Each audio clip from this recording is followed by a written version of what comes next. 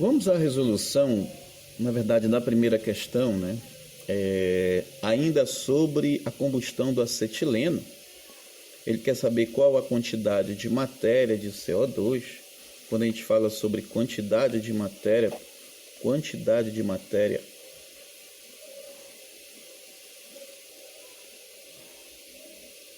a gente está falando sobre número de mols, né? Então lembre-se, na relação que vocês forem fazer, de dizer o que significa a quantidade de matérias. E quantidade de matérias é o que? É o número de mols. Tá? Então, qual é a quantidade de matéria de CO2? Está aqui a substância que está relacionada na questão.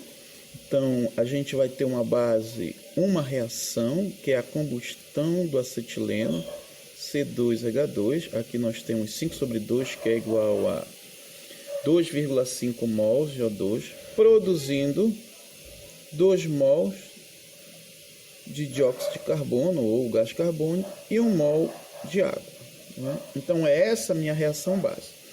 Então, o que ele pede aqui? A quantidade de matérias de dióxido de carbono, quer dizer, eu vou ter que utilizar essa substância aqui, porque ela é referenciada na questão, obtida na combustão completa de 8 mols de acetileno. A outra substância que ela é relacionada é o acetileno.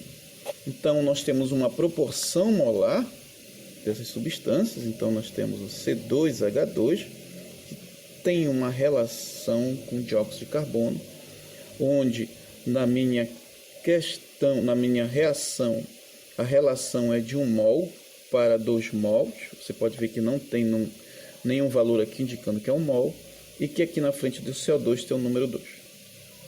Você tem que entender que de qualquer quantidade entre essas duas substâncias, a quantidade de dióxido de carbono em número de mols, em quantidade de matéria, sempre vai ser o dobro da quantidade de acetileno. Então, quer dizer, se aqui eu tenho 1 mol de C2H2, então aqui eu tenho 2 mols de CO2. Se eu tiver 2 mols aqui eu tenho 4 mols.